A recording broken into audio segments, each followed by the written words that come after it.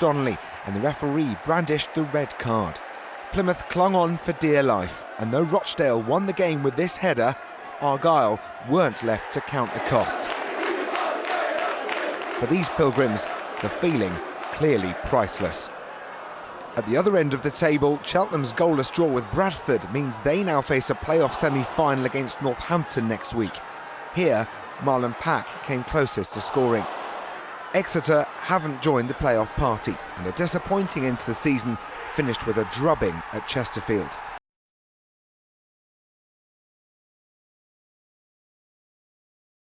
Right, well, a manager's existence is one of dedication as well, just like that fan. But, of course, the association with one club is as far away from a lifelong bond as you can possibly get, really. More than 100 managers and coaches have left their clubs during this season alone. The latest is Martin Ling. Martin went on a leave of absence in January with his Torquay side in lower mid-table. The club stayed in the Football League under interim boss Alan Nill. And last Sunday, as we were showing you these scenes of celebration at Plainmoor, Martin was being sacked. Well, Martin, you left on a leave of absence in January. How are you feeling now? Yeah, I'm fine. I mean, I left with a stress-related illness. I've recovered from that illness and I've been ready to go back to work for probably the last 4 to 5 weeks. And my health is in A1 condition, that's for sure. How did you find out that your services were going to be no longer required? Well, I got a phone call last Sunday evening at 7:30 from the chairwoman, Thea Bristow, and she read out a statement that the board had given to her to read out over the phone, and saying my service was no longer required. Not the perfect way to find out, that's for sure. So you just had a statement read down the telephone to you? Yeah, exactly. I mean, Thea Bristow was put into an awkward situation, in my opinion, from other people. I don't hold it against her, but there's a certain better way of doing things than a phone call with a read out statement, that's for sure. How did you feel? Yeah, I felt like I'd been kicked in the guts, if I'm totally honest. I felt devastated. There was certain assurances that went on during the illness from the club, both to myself and the LMA. Them assurances about me going back wasn't kept, and that's the disappointing side of it. Now, the club, of course, they said in their statement that your contract was terminated for football reasons. It's their right to do that and make a change. But it must have been a very tough week for you. Yeah, I mean, the statement says everything for me, football reasons. Why do they need to mention football reasons? You only lose your job as a football manager because of football reasons. You don't need to reiterate that that's the fact. But they've chose to do to sack me. They've chose to move on to pastures new. You know, only time will tell whether it's the right or wrong decision. But I feel like I did a good job whilst I was there for the 2 years. You had a good run there, didn't you? Yeah, I mean, last year I went in there 2 years ago, and the remit was to keep them out of the bottom two. Got them in the playoffs, made them £700,000 in the transfer market, and this year didn't go so well. But I'm sure after 26 games, 34 points, I was in a position where they would have sacked me then. But you're fit now. You're ready for the next challenge. That's the kind of key thing you would want to get across here tonight, isn't it? Yeah, the CV's been updated, and it'll be winging its way out as we speak. I'm ready and raring to go, fully fit, as I keep saying, and I want to get back into football management as quick as I possibly can. And an experience that you will move on from elsewhere in football, hopefully. Yeah, I've been sacked 3 times now, and as a football manager, you're going to get that. But I've had a lot more ups than I've in downs in management. But we get used to these situations and we move on. All right, Martin.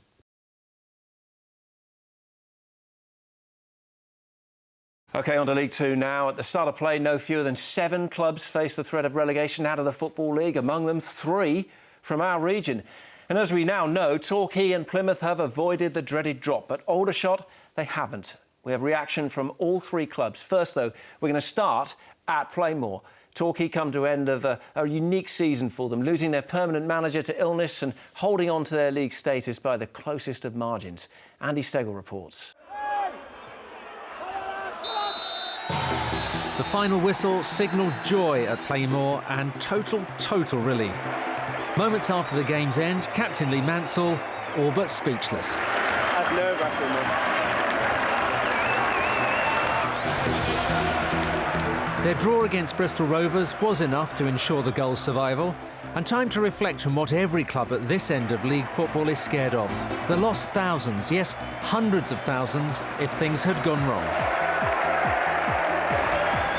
If we went out of the league, you lose 400,000 in the first year and then 600,000 every year after that, which is enormous. And that's not turnover, that's actual money funding that we lose. So it's an enormous, enormous amount to lose. Those unnerving figures come at the end of a season where manager Martin Ling was forced to take leave of absence in January for what the club described as a debilitating illness. A month when the club nosedived in the table and saw them turn to the experienced Alan Knill.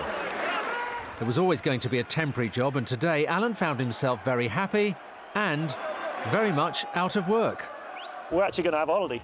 We're going to stay down for a week and enjoy this part of the country, because it's a lovely part of the country.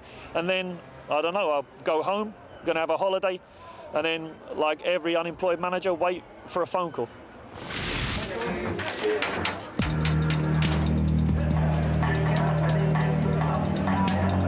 Alan's journey towards his own P45 had begun before kick-off, with the club's fans feeling nervous but accustomed to Torquay's ups and downs.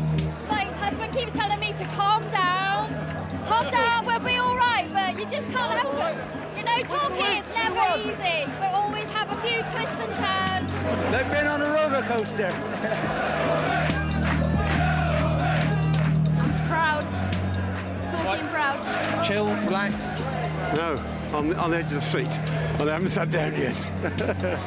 A draw would be enough against Bristol Rovers to stave off relegation, but it didn't start well. Rovers ahead through Tom Hitchcock. The goals then kept in the game by Michael Polk, saving Michael Brown's penalty. Second half, Elliot Benyon on loan back where he'd been an inspiration more than 2 years ago. He levelled it for Torquay. The fans didn't want to let the team leave them. But 3 minutes later, Ryan Jarvis's compass went awry as he headed into his own net, 2-1 to Rovers. But Jarvis would pounce at the right end, and that made it 2-2. Benyon wasn't finished either, squeezing in Torquay's third to take the lead. Matt Harrold headed a last-minute equaliser, so honours even at 3-3. And Torquay, they stay in League Two. Everyone knows how much Torquay means to me. So I just want to say big thanks to the manager as well for giving me a chance when other managers ain't been. I've worked with a group of players that are so honest that if you ask them to do something, they do it. And I can't remember many days walking off the training pitch at Scunny saying today's been a great day, but here I've got to say every day's been like that. I've really enjoyed it from start to finish. Alan has been amazing. He's coming here. He's worked incredibly hard all the time, every day of the week, and he's done a brilliant job. Great day at Playmore. Simon Baker's confirmed to us that Martin Ling will have talks with the club over what happens next, tomorrow or on Tuesday this week. Spotlight viewers in the southwest, you can keep up with developments there. Let's have a look at how League Two finally concluded then. Torquay's point was what they needed. Plymouth could afford to lose in the end, and 2,000 fans could still celebrate at Rochdale. And it's at Spotland where we pick up the rest of the action. Other results mean Plymouth in yellow finished just above the relegation zone. Maxime Blanchard sent off early in the match for a foul on former Argyle man George Donnelly.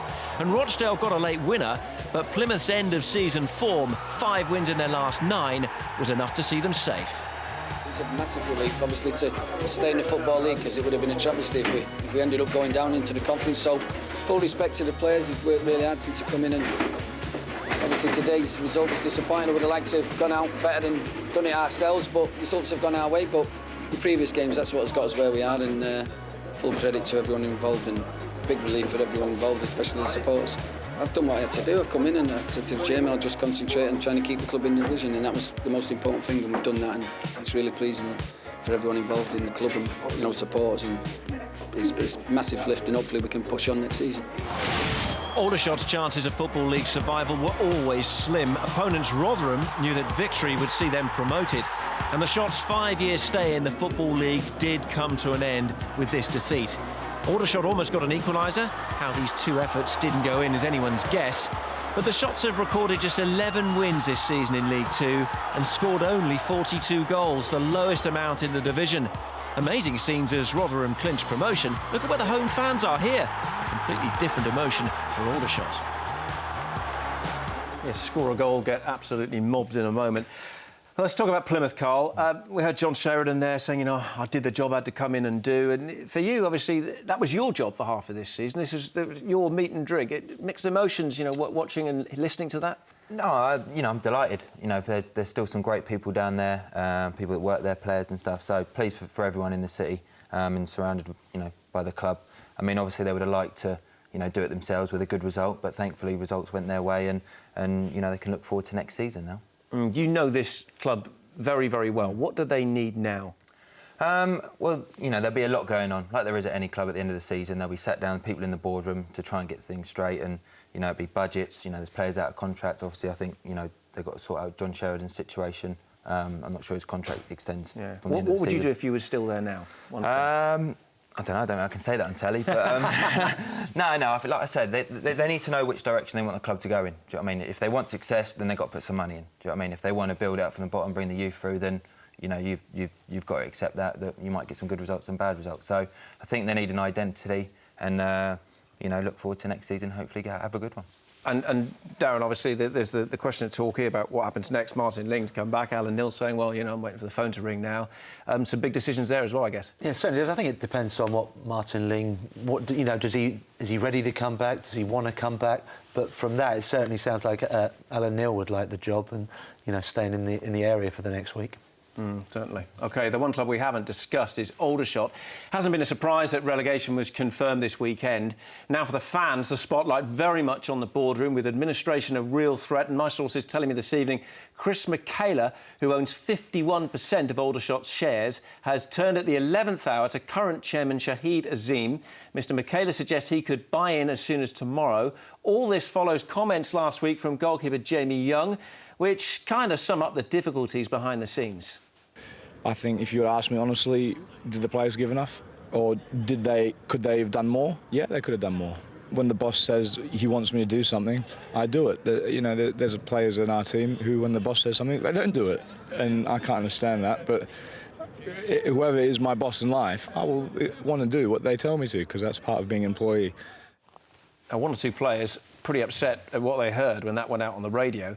The manager, Andy Scott, also gives us a hint of the issues at the club. You know, I think it's pretty clear that everyone's desperately disappointed and upset. But, you know, this has been a long-term problem that's sort of reared its head now, but underlying problems have led to this. Aldershot, watch this space. Back in the non...